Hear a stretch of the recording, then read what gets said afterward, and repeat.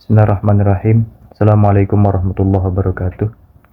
Alhamdulillah alamin, wassalatu wassalamu ala asyrafil anbiya wal mursalin sayyidina Muhammadin wa ala alihi wa sahbihi ajma'in, amma ba'du. Perkenalkan, saya Riki Dwi Kurniawan dari program studi ilmu Al-Quran dan Tafsir, yang mana di sini saya akan memaparkan sebuah materi, yakni materi Al-Musawwah dalam rangka penyelesaian tugas UTS mata kuliah Ilmu Ma'ani Al-Quran yang diampu oleh dosen Nurlailah Sa'adillah. Mungkin langsung saja dalam sebuah materi, yakni materi Al-Musawwah. Bismillahirrahmanirrahim. Di dalam pendahuluan, bahasa Arab merupakan bahasa yang kaya dan indah, baik dari segi kosakata maupun struktur bahasanya. Al-Quran diturunkan dalam bahasa Arab dengan keindahan dan ketelitian yang luar biasa, sehingga menjadi mukjizat Nabi Muhammad SAW untuk memahami keindahan tersebut. Dikembangkan ilmu balaghah yang terdiri dari 3 cabang, yaitu ilmu ma'ani, ilmu bayan, dan badi'. Dalam ilmu ma'ani dibahas cara penyampaian makna sesuai konteks, termasuk 3 bentuk ungkapan. Ada ijaz atau ringkas, yakni ringkas. Lalu itnab, yaitu panjang, dan al-musawwah, yakni seimbang. Al-musawwah adalah bentuk ungkapan yang jumlahnya katanya seimbang. Jadi jumlah katanya itu seimbang. Dengan apa? Dengan makna yang disampaikan. Tidak berlebih maupun kurang. Jadi konsep ini penting karena menjadi bentuk dasar yang banyak digunakan dalam Al-Quran, hadis, dan sastra Arab, dan juga serta membantu dalam memahami dan menggunakan bahasa Arab secara tepat. Kata al-musawwah secara leksikal berasal dari akar kata sawaya, yang bermakna sama atau sebanding atau juga setara. Kata ini merupakan masdar, yakni kata benda verbal dari fiil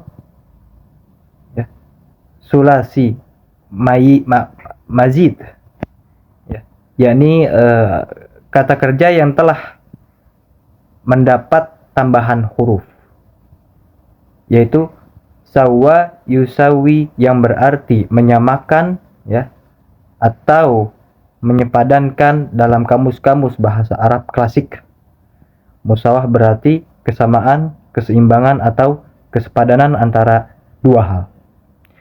Dalam terminologi ilmu balaghah, al-musawwah memiliki definisi yang lebih spesifik dan teknis. Para ulama balaghah mendefinisikan sebagai berikut. Al-musawwatu hiya ta'diyatul ma'na al-muradi bi'ibarati musawiyatillah. Al-musawwah ialah pengungkapan suatu makna yang dikehendaki melalui ungkapan kata-kata yang sepadan, yaitu tidak menambahkan dan tidak menguranginya. Jadi al-musawwah adalah cara pengungkapan bahasa yang menggunakan jumlah kata proporsional sesuai dengan makna yang disampaikan, tanpa kelebihan maupun kekurangan. Setiap kata memiliki makna yang tepat dan tidak ada makna yang terabaikan. Lalu menurut Abu Hilal Al-Askari, al-musawwah diibaratkan seperti cetakan dan hasil cetakannya yang pas dan seimbang. Sementara itu, Ibnu Al-Asir menjelaskan bahwa al-musawah termasuk bentuk keringkasan yang tepat, yaitu ijaz, yaitu ungkapan dengan ukuran kata yang sesuai dan seimbang dengan maknanya. Lalu di sini ada posisi al-musawah di antara ijaz dan itnab. Yang pertama ada ijaz, yakni menggunakan kata lebih sedikit dari makna, tapi tetap jelas dan fasih. Ada ijaz al-qasr, yakni padat secara struktur. Lalu ada ijaz al-hadf, yaitu ada bagian yang dihilangkan, dipahami dari konteks. Digunakannya saat dibutuhkan ketegasan dan cepat, dan lawan bicara sudah paham. Lalu selanjutnya ada itnab. Apa itu itnab? Jadi itnab ini menggunakan kata lebih banyak dari makna utama. Bukan pemborosan, tapi ada tujuan penekanan, penjelasan detail, dan memperindah bahasa. Digunakannya saat butuh penjelasan rinci, persuasi atau penegasan. Audiens butuh penjelasan lebih. Lalu selanjutnya ada musawah. Al-musawah, yakni jumlah kata sama dengan makna, tidak berlebihan dan tidak kurang, menjadi jalan tengah antara ijaz dan itnab. Lalu selanjutnya ada ciri-ciri al-musawah.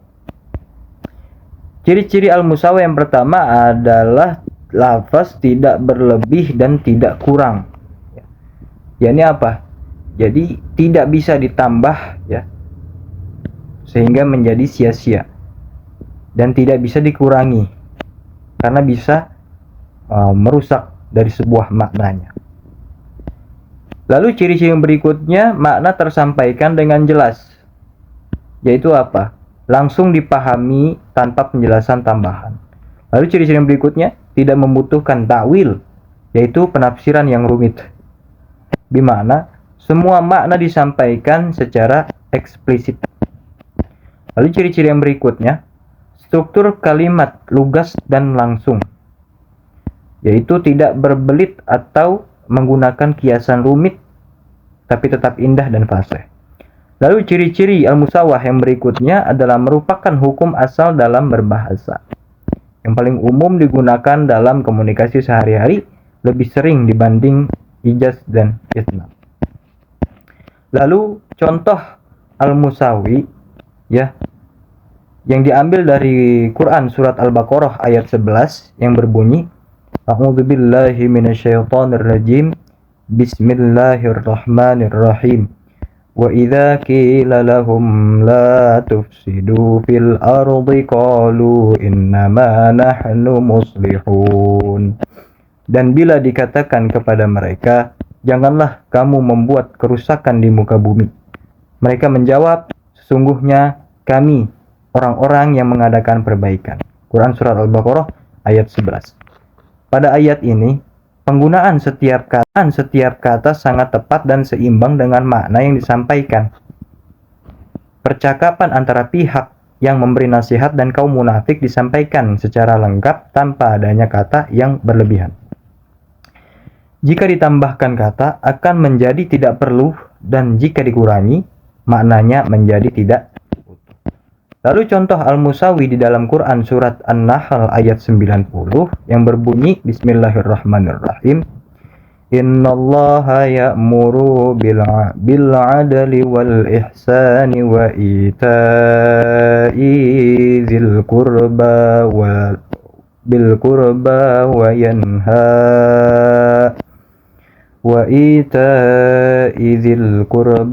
yanha 'anil fahsya'i wal munkari wal bagyi ya'idzukum la'allakum tadhakkarun. ayat dalam surat An-Nahl ayat 90 termasuk ya yang paling menyeluruh dalam Al-Qur'an karena memuat yakni 3 perintah ya dan 3 larangan yang menjadi pokok dalam ajaran Islam. Walaupun maknanya sangat luas, susunan katanya tetap seimbang dan tepat tanpa ada kata yang berlebihan maupun makna yang terlewat. Lalu contoh al-musawi dalam Quran surat Al-Qalam ayat 9 yang berbunyi Bismillahirrahmanirrahim. Waddu law tudhinu fayudhinun. Walaupun ayat ini nih ya dengan tergolong pendek, makna yang disampaikan tetap utuh dan lengkap. Keinginan kaum kafir untuk berkompromi dengan Nabi Muhammad SAW diungkapkan secara ringkas namun tetap jelas tanpa mengurangi daripada isi maknanya. Lalu berikutnya ada contoh al-musawi di dalam hadis, di dalam sebuah hadis yang berbunyi al-halalu bayyinun wal haramu bayyinun wa bainahuma umurun mushtabihat. Ya. Hadis ini merupakan contoh al-musawwah yang sangat baik dengan susunan 3 bagian yang seimbang. Ya. Halal jelas, haram jelas, dan perkara syubhat di antaranya. Keseimbangan ini menunjukkan keselarasan antara kata dan makna, sehingga tidak ada kata yang perlu ditambahkan maupun dikurangi tanpa mengganggu kejelasan dan mengganggu keseimbangan pesan. Lalu contoh al-musawi di dalam syair bahasa Arab. Di dalam tradisi sastra Arab juga kaya dengan contoh-contoh al-musawwah. Para penyair Arab yang terampil mengetahui kapan harus menggunakan musawwah untuk mengekspresikan perasaan dan pikiran mereka secara alami dan proporsional. Seorang penyair Arab berkata, "Ujilluka an ara ghairi siwak, wa laysa lana 'alaika siwar ru'ya." Ya. Aku menghormatimu karena keagunganmu, bukan karena kekuasaan yang kau miliki atasku, namun karena pandangan matamu yang penuh perhatian bagi kekasihnya.